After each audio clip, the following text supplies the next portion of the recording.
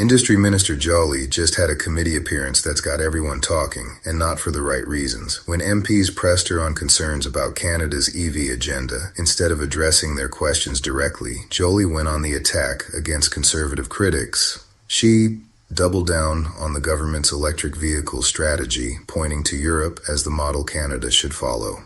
This comes as the Carney government pushes ambitious EV targets, 75% of sales by 2035, despite repealing the previous mandate. But with major automakers like Stellantis facing default notices and GM cutting programs, critics are questioning if this European approach fits Canada. The minister's combative tone suggests this debate is far from over.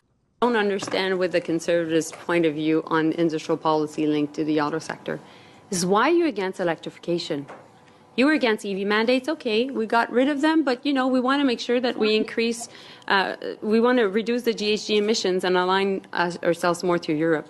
But that's Donald Trump, Canadian taxpayer dollars for vehicles. It's more ideological than that. Thank you, Mr. Seebeck. So fundamentally, there's something that I don't understand, because it is about embracing where basically the change is happening in the sector. It is about making sure that we can build the best cars in the world for the world. It is to stop to be a hostage of our geography and be able to export around the world. It is about also addressing the real affordability issue at a time where people want to invest in new and buy new vehicles, but they need a bit of help. So building for the world sounds great in theory, but that requires infrastructure to ship, and not one major project has been started since Mark Carney came to power.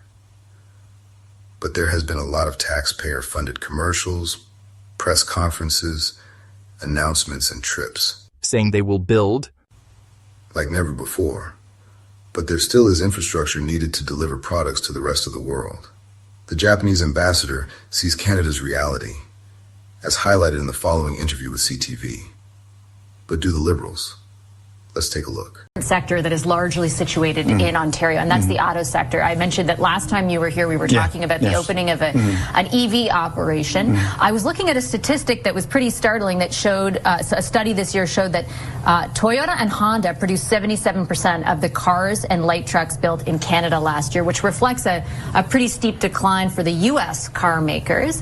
Where do you see the future of Japanese production in Canada? I think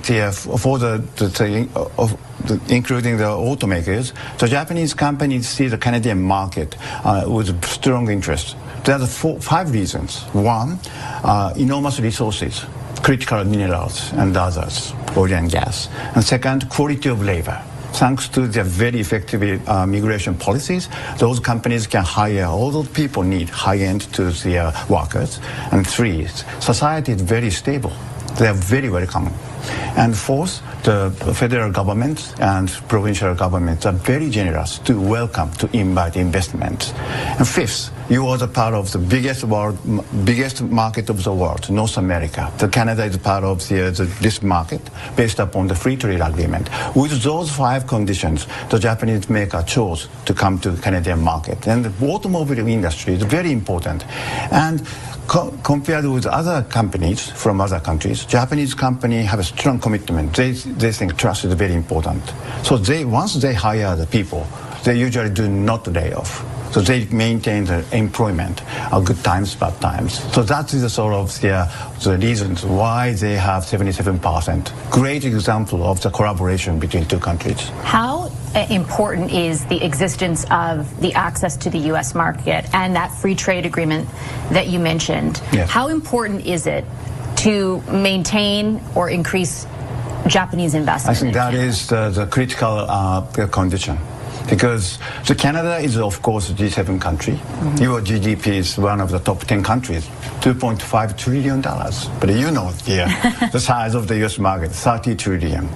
And I think, and so all those cars made in Canada, of course, sold in Canada, but at the same time exported to the U.S. market. I think those companies, private companies, that means they have to calculate to increase profit. So Kuzma is very important part of the calculation. So there you have it. If there is no CUSMA deal with the U.S., the Japanese will stop manufacturing cars in Canada. This game the liberals are playing are costing Canadian jobs. Tell us what you think.